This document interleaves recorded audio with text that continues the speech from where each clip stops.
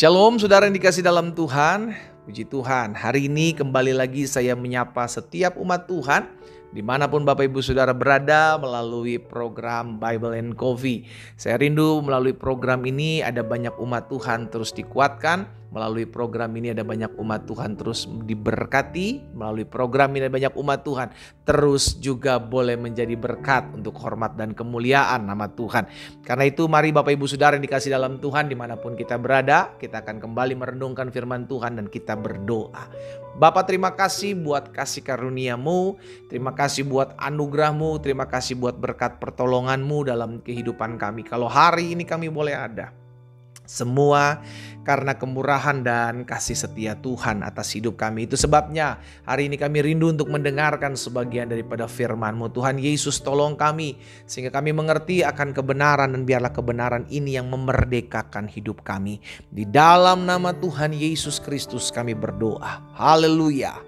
Amin, amin. Puji Tuhan. Nah saudara yang dikasih dalam Tuhan, hari ini ada satu kebenaran firman Tuhan yang saya mau bagikan buat setiap kita. Di dalam Yosua pasalnya yang ke-21, Yosua pasal 21 ayat yang ke-43 sampai dengan ayat 45. Yosua 21 ayat 43 sampai 45. Jadi seluruh negeri itu diberikan Tuhan kepada orang Israel, yakni negeri yang dijanjikannya dengan bersumpah untuk diberikan kepada nenek moyang mereka. Mereka menduduki negeri itu dan menetap di sana.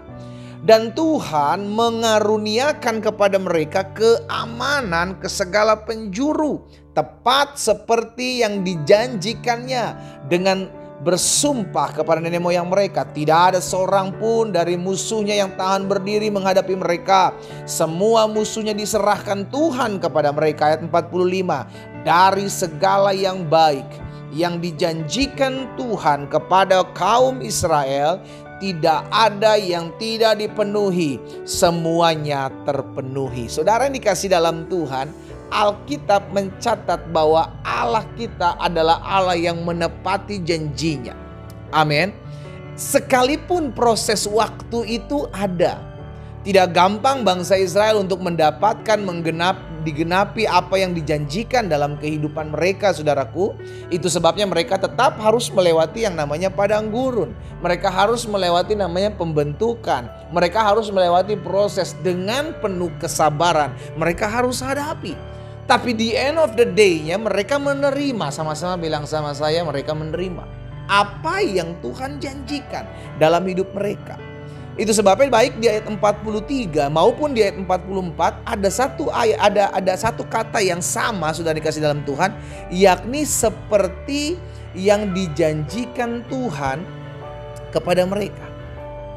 Seperti yang dijanjikan Tuhan. Jadi seluruh negeri itu diberikan Tuhan kepada orang Israel, yakni negeri yang dijanjikannya, ya, dengan bersumpah untuk diberikan kepada nenek moyang mereka. Mereka menduduki negeri itu dan menetap di sana. Tuhan mengaruniakan keamanan seperti yang dijanjikannya dengan bersumpah kepada nenek moyang mereka. Jadi apa yang Tuhan lakukan, oh haleluya, adalah berdasarkan apa yang Tuhan janjikan. Saya ulangi sekali lagi.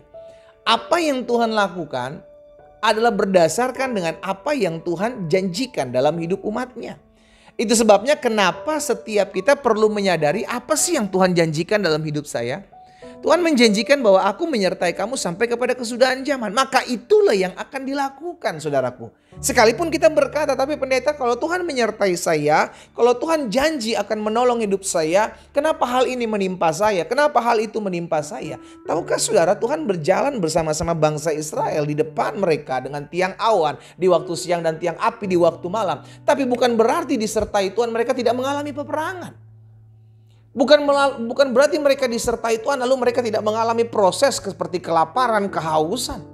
Justru dengan kita bersama-sama dengan Tuhan, maka Tuhan memberikan kehidupan kesempatan buat setiap kita untuk dibentuk, untuk dilatih, untuk dididik, untuk diajar, untuk dimurnikan. Sehingga dengan demikian kita menjadi pribadi-pribadi yang tough, pribadi-pribadi yang kuat menghadapi setiap badai kehidupan. Jadi ingat ya, bukan berarti Tuhan menyertai kita nggak bisa dikecewakan saudara. Yusuf, Alkitab mengatakan dia disertai Tuhan. Tetapi apa yang terjadi kalau kita lihat, dia dihianati, dia difitnah, dia masuk penjara. Tetapi pada akhirnya Tuhan menggenapi apa yang Tuhan janjikan dalam hidup Yusuf. Siapa Daud? Daud dipromosikan Tuhan, diangkat menjadi seorang raja, diurapi, tetapi tidak langsung menjadi raja. Dia harus dikejar-kejar oleh Saul, mau dibunuh, dibentuk karakternya. Sekalipun Daud adalah orang yang berkenan di hati Tuhan. Jadi kalau kita lihat setiap orang yang Tuhan percayakan menjanjikan dalam kehidupannya, kita mesti lihat bahwa ada pembentukan, ada pelatihan, ada pendidikan di sana. Tapi kita lihat di akhir kisah hidupnya selalu ada penggenapan akan janji Tuhan.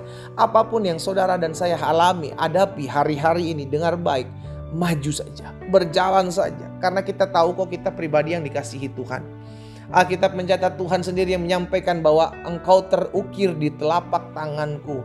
Engkau berharga di mataku, engkau biji mataku, engkau kepunyaanku. Dengan kata lain Tuhan menjadi milik bagian kita. Tetapi kalau kita tahu, kita sadar sekalipun Tuhan menjadi milik bagian saya harus tetap berjuang. Saya harus tetap memandang Tuhan. Saya nggak boleh gampang kecewa, saya nggak boleh gampang kepahitan. Itu bagian kita. Ada bagian kita yang harus kita perjuangkan.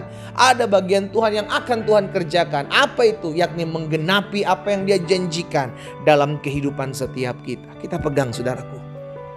Kita pegang janji Tuhan. Itu sebabnya kenapa kita perlu terus mengkonfes, perlu terus menyatakan pengakuan bahwa memperkatakan. Tuhan ingatkan kepada Yosua loh saudara.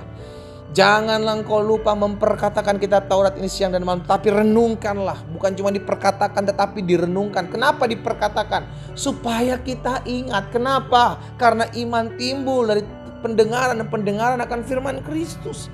Jadi ketika kita memperkatakan firman Tuhan, kita memperkatakan janji Tuhan, bukan untuk mengingatkan Tuhan. Tuhan gak pernah lupa.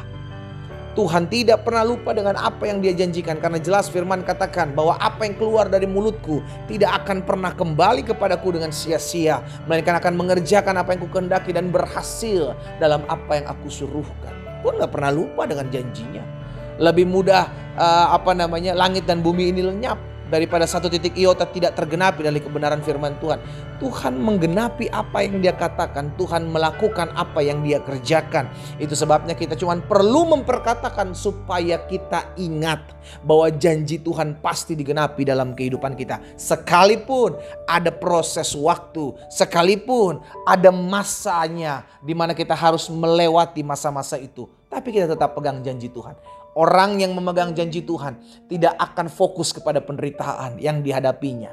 Orang yang memegang janji Tuhan tidak akan fokus kepada kesulitan-kesulitan masalah hidup yang dihadapinya. Orang yang memegang janji Tuhan tetap memandang Tuhan sambil berkata, Tuhan 1.000 boleh rebah di sisi kiriku, 10.000 boleh rebah di sisi kananku, tapi aku percaya itu tidak akan menimpaku, sebab ada tangan Tuhan yang kuat yang menolong dan membela kehidupanku.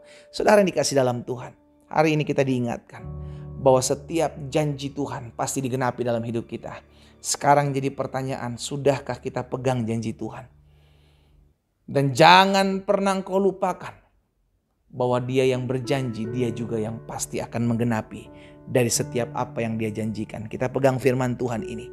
Dari segala yang baik yang dijanjikan Tuhan kepada saudara dan saya, tidak ada yang tidak dipenuhi. Semuanya terpenuhi. Kita berdoa, kita datang kepada Tuhan. Bapa, dalam nama Yesus, kami bersyukur. Kami punya Allah yang menepati janji-janjinya. Kami punya Tuhan yang menggenapi apa yang Kau katakan dalam kehidupan kami. Itu sebabnya hari ini ketika kami mendengarkan firman Tuhan, biarlah Tuhan dapati kami tetap terus memegang janji Tuhan.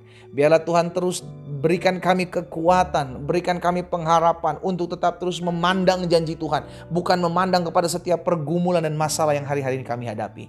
Karena kami tahu kekuatan yang tidak terbatas itu datangnya dari Tuhan, yang memampukan kami, yang menopang kami, dan memberikan kami pengharapan untuk tetap terus datang kepada Tuhan, untuk tetap terus hidup mempermuliakan nama Tuhan. Hamba berdoa ya Tuhan, berkat-Mu ada atas setiap umat Tuhan dimanapun mereka berada. Yang sakit Tuhan jamah dan sembuhkan dalam nama Yesus. Yang berbeban berat Tuhan berikan kelegaan, sehingga hari ini menjadi hari di mana kami mengecap kebaikan Tuhan.